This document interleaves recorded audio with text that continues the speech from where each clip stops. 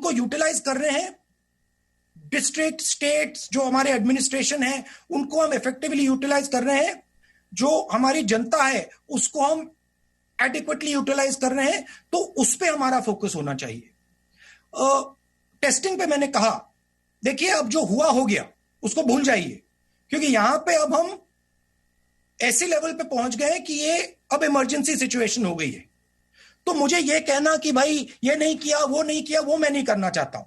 जो किया किया, जो नहीं किया नहीं किया। अब आगे देखते हैं और मिलकर हिंदुस्तान यूनाइट होके इस चीज से लड़े, और इससे देश को भी फायदा होगा।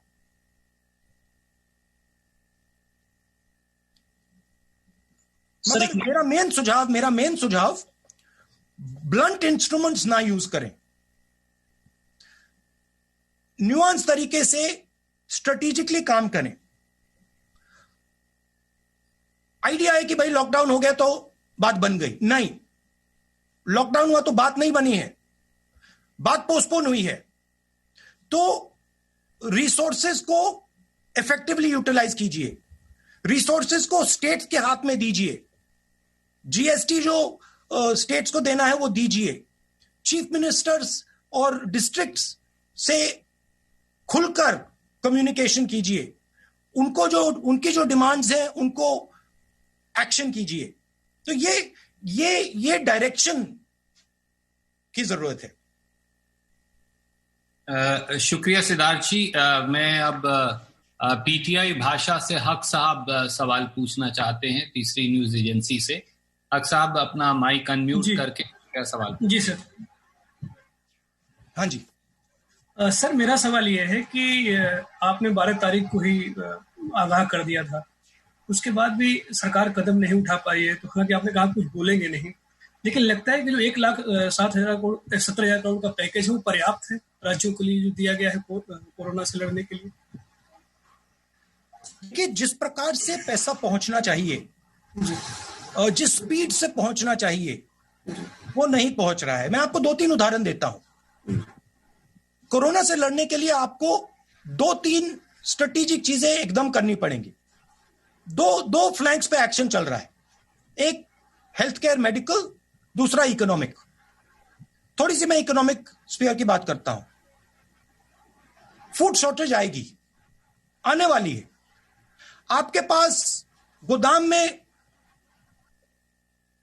फूड सप्लाई है, उसको आप दीजिए। एकदम आप गरीब लोगों को फूड सप्लाई देना शुरू कीजिए। बहुत सारे गरीब लोग हैं जिनके पास राशन कार्ड नहीं है, उनको भी इंक्लूड कीजिए। तो फूड का एक सेफ्टी नेट तैयार कीजिए। न्याय योजना, डायरेक्ट पैसा 20% सबसे गरीब लोगों के बैंक अकाउंट में डालिए। प्रीएम्प्टिवली कीजिए, क्योंकि ये जो हमारी सबसे गरीब लोग हैं, जो वीकर सेक्शंस हैं, जो मैन्युअल लेबरर्स हैं, इनको प्रॉब्लम आ गई है और आएगी। तो प्रीएम्प्टिवली फूड नेट बनाइए। मिनिमम न्याय योजना नाम मत यूज कीजिए, कोई और नाम दे दीजिए, बट मिनिमम फाइनेंशियल नेट तैयार कीजिए। बेरोजगारी आने वाली है, शुरू हो गई है, और जबरदस्त तरीके से लोग बेरोजगार होंगे। ठीक है, सेंट्रल जो रोजगार देते हैं कौन है? SME, small and medium industry. उनके लिए आप एक डिफेंसिव पैकेज तैयार कीजिए, उनको प्रोटेक्ट करने का पैकेज तैयार कीजिए।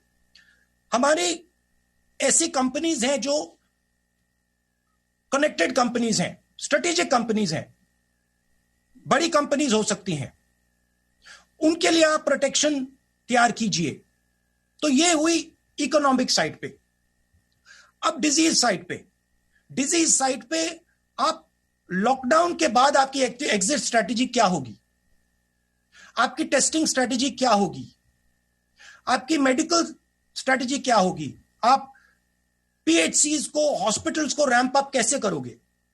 क्योंकि आपको वो लॉकडाउन खुलने से पहले करना पड़ेगा, क्योंकि लॉकडाउन के बाद डिजीज का अपटेक होगा, डिजीज बढ़ना शुरू हो जाएगी। तो आपको अग्रेसिवली उसको काउंटरैक्ट करना पड़ेगा। तो मैं कह रहा हूं कि ये डिलेड एक्शन नहीं होना चाहिए। ये इमीडिएट एक्शन होना चाहिए। मुझे काफी दुख हो रहा है कि आज तक जो फूड सप्लाई हमारा गोदाम में है वो लोगों के हाथ में नहीं पहुंचा है। मुझे थोड़ा डिस्कंफर्ट हो रहा है कि जो हमारी स्मॉल एंड मीडियम इंडस्ट्रीज हैं उनको आज मालूम हो जाना चाहिए कि उनके लिए क्या किया जा रहा है, क्योंकि ये अब नेशनल इशू है, सिक्योरिटी इशू है। थैंक यू हक साहब। IANS न्यूज एजेंसी से सईद जी आप अपना सवाल पूछेंगे और फिर हम अलग अलग पत्रकार मित्रों के पास जाएंगे। सईद जी अनम्यूट करिए अपना mic please. Saeed ji IANS से are you here? Sir, can I ask a question, sir? Sir, please unmute your mic first. I'll have to go live. Yes, I have unmuted. No, you don't unmute your mic. Please let first the I think. Okay, right now. Okay. Saeed is not there, I think, sir. You can move on to the next person. Can we go to Sandeep Fukanji from The Hindu? Sandeep ji, please unmute your mic and ask. Am I audible?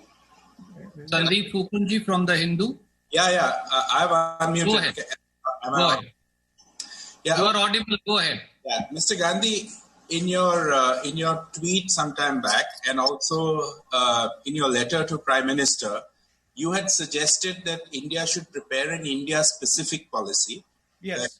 Keeping in mind the complexities of India, you also hinted at a partial lifting of the lockdown. Can you actually suggest more concretely what the government can do? Because from next Monday, they are anyways relaxing several industries from the 20th. So you have some concrete suggestions in mind to offer? I think number one, it should be a strategic opening. So you open particular key areas. You use testing to identify, and this is where the point of ramping up testing is important. You use testing to identify dynamically which are the hotspots. And you clamp down on those hotspots. But you create two basic zones in India, a hotspot zone and a non-hotspot zone. And you use testing to identify the places which are becoming hotspot. So you make sure that if any zone is moving from a non-hotspot zone in terms of the disease, you immediately clamp down. So that would be how you would think about it. Because realize that at one level, when you lock people up, the disease gets locked up. When you open the door, the disease will come rushing out. So that was on the medical side. There is going to be a massive financial backlash that is going to come. You're going to see the first waves of unemployment, and then that will start to spiral. You will see massive pressure coming on our financial system. So you will have to set up structures and manage your funding so that you don't get caught. Suppose you spend all your money right now immediately, and then you have a financial crisis. Later in a few months, you've got a real problem. So you have to think strategically and you have to move strategically. Certainly you have to spend a significant portion of your money in protection of people. See, for us, life is the most important thing. And we cannot simply let our people be under these circumstances. So we have to protect human life, but we also have to make sure that we, in protecting them from the virus, that we don't destroy our economy completely. So it is a dynamic, constantly moving strategy. That is why I get worried when I see very blunt instruments. I would have liked a lot more power decentralized to the states. I would have liked a more detailed conversation between the states and the Prime Minister with regards to the strategy with the lockdown. But fine. I mean, there's a particular style that Modi ji has, which is fine. One can work around that style. Thank you, Sandeep ji. Can we have from Hindustan Time, Aurangzeb ji? Can you unmute your mic and ask question, please? Hindustan Times. Sir, he may not be there in the video. You can. Okay. He sent you the question. You can ask the question that he sent you. I'll then, sir, read out the question that he has sent to us. Aurangzeb ji from Hindustan Times wanted to ask: everybody accuses the PM of centralizing everything, but he has been engaging with chief ministers as well. What do you have to say? Also, have you suggested your CMs to deal with migrant population specifically? That's the question, sir. Sorry, can you repeat the first part, the control yes, part? Sir. Aurangzeb from Hindustan Times sir, wanted to ask, everybody accuses the Prime Minister of centralizing everything and controlling it, but he has been engaging with the chief ministers, including those of the opposition. What do you have to say? And secondly, he said that what's your suggestion to deal with the migration population? The best line I have heard in my conversations was that COVID cannot be controlled, it has to be managed. It has to be dynamically managed. And if you manage it properly, then you will be able to fight it back. But if you try to control it, you will not be able to control it. There's a difference between management and control. I think one needs to go beyond conversations. One needs to actually start putting money on the table, dynamically asking the chief ministers, what do they need? How can the central government help? So it is more than a conversation. It is a method of working. On the migrant issue, I think a couple mistakes were made with regards to the suddenness of the lockdown that have created a problem. We have a lot of migrants who are now stuck, and it is going to become a bigger problem as we go ahead. I think it's very important that we have a strategy for this, and I think the central government should work on a strategy of this, either how to solve this migrant issue in the states. I have not been speaking directly to my chief ministers about migrants, but I have mentioned to them that they need to handle this situation with extreme care and gentleness. Thank you, sir. Can I ask Manoj CG from Indian Express to come in, please? Manoj CG from Indian Express. Manojji, please ask your question if you're here. Or I think he sent in. Yes, sir. Yes, sir. He has sent, sir. Manoj has sent. He has got disconnected for some reason, but he sent the question, and I'll read out his question to you. What Manoj basically wanted to ask from the Express was, and I read the question, all the Congress-ruled states had demanded extension of the lockdown. You, on the other hand, have asked the government to change its one-size-fits-all strategy. You have argued that India's conditions are unique and need to take different steps, unlike other large countries which are following a total lockdown strategy. Why this contradiction or suggestion? Well, first of all, India is the only country in the world that is attempting a lockdown with the migrant population that we have. There is no other country in the world that has the scale of migration that we have, other than China, which has stopped the migration in its tracks, because the Chinese system is different. They have, most of their migrants live in factories and live near factories and live in proper housing. So we have this huge migration problem. And we are also quite a decentralized country. I've been a member of parliament in Uttar Pradesh and in Kerala. I can tell you that the response in Kerala is completely different than the response in Uttar Pradesh. Results are different, the way of working is different, the style is different. So you need to give much more power to the chief ministers. In my view, there should the center needs to control the main arteries, the main national system. but the state needs to control its area. So if Chhattisgarh, in my view, wants a more nuanced lockdown and a Uttar Pradesh wants a total lockdown, that choice, in my view, should have been given to the chief ministers. But it's fine. It's not been given. We're past that now. It's no point going over it again. Now we've gone into a full lockdown. We're now opening up partially on the 20th. I'm advocating a strategic opening because I fear that if you open and you do not have testing, you will be forced to go into a lockdown again because you will see the disease profile will pick up. So that is why I'm advocating for a strategic lockdown where the state governments are aggressively testing and checking what is going on dynamically.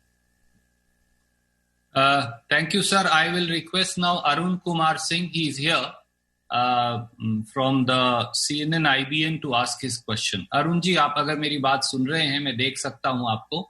Unmute करिए और पूछिए. Hello. Yes, Arun ji, आपकी बात सुन रही है. I can't see Arun. Sir, he has a mask on his face. He's standing outside. Okay, Arun Kumar, हाँ जी, नमस्कार. नमस्कार. राहुल जी, एक छोटा सा सवाल मेरा ये था कि पिछला जो राष्ट्र के नाम संबोधन था प्रधानमंत्री जी का, उसमें उन्होंने कहा कि इस महामारी को किसी दूसरे देश से तुलना तो नहीं करनी चाहिए हमें, लेकिन फिर भी भारत अन्य देशों की अपेक्षा सही स्थिति में है, ठीक स्थिति में है, बेहतर स्थिति में है. क्या आपको लगता है कि जो भारत सरकार जो भी कदम उठा रही है वो पर्याप्त है और वो संतुष्ट होने लायक है आपको? देखिए, इसमें बाकी देश जो कर रहे हैं और हम जो कर रहे हैं, मुझे फ्रैंकली बाकी देशों के ऊपर वारी नहीं है. मैं जो हिंदुस्तान कर रहा हूं उसमें इंटरेस्टेड हूं. और मैंने कहा कि काफी एरियाज हैं जिन पर हमें सोचना है, जहां हमें सवालों के जवाब नहीं मिले हैं. एक बहुत बड़ा एरिया टेस्टिंग, दूसरा एरिया जो हमारे ऊपर फाइनेंशियल इंपैक्ट आने वाला है उसके बारे में हम क्या कर रहे हैं, तीसरा एरिया जो फूड शॉर्टेज आने वाली है उस पर हमारी स्ट्रेटेजी क्या है, चौथा हमारा जो स्मॉल एंड मीडियम बिजनेसेस जो हैं, जो हमारे 40% रोजगार देते हैं देश में, उनके लिए हमारा प्रोटेक्शन प्लान क्या है. मुझे नहीं लगता कि बाकी देश हिंदुस्तान जितने कॉम्प्लिकेटेड हैं, हिंदुस्तान जितने बड़े हैं, तो हमें इन चीजों को प्रोएक्टिवली अपफ्रंट सोचना पड़ेगा और एक्शन करना पड़ेगा. ये तो अगर देखिए, ये जो लड़ाई है ये अभी शुरू हुई है.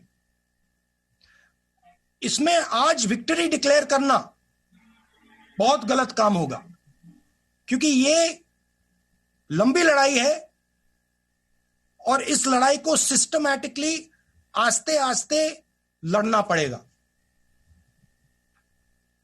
Thank you, Arunji. May I now request Anand Patel from India today? He's here. Unmute your mic and ask question, please. Good afternoon. My question is with regard to the problems faced by the farmers in the country. We have seen the farmers struggling to sell their crop, that is one. And second, the losses which they are making because of the COVID pandemic. So far, we have not heard any step from the government, union government, to mitigate for the losses in terms of the MSP which they announce before every season. What are your suggestions to the government in this regard? I mean, my suggestions is to think about a safety net for critical areas of our economy. Food is going to be a major problem. It's going to be a huge problem. We have our godams full, and after our crop, we are going to have an overflow. Let us start giving that food out to the poor people. Farmers require protection. Prepare a package and deliver the package. You see, unfortunately, the nature of the crisis is such that everybody is impacted by it. You can talk about farmers, you can talk about small and medium business, you can even talk about big business. So it has to be an Indian response. It has to be a response that is compassionate to everybody. But one must keep in mind that do not use all your ammunition right now. Because if you use all your ammunition right now, and we end up 2-3 months from now with a serious financial blowback, we have a real serious problem there. So it has to be a thought through strategic way of doing it. My advice is give out as much money to the poorest, weakest people as you can, but keep in mind that there is going to be a financial backlash. The water is going to come back.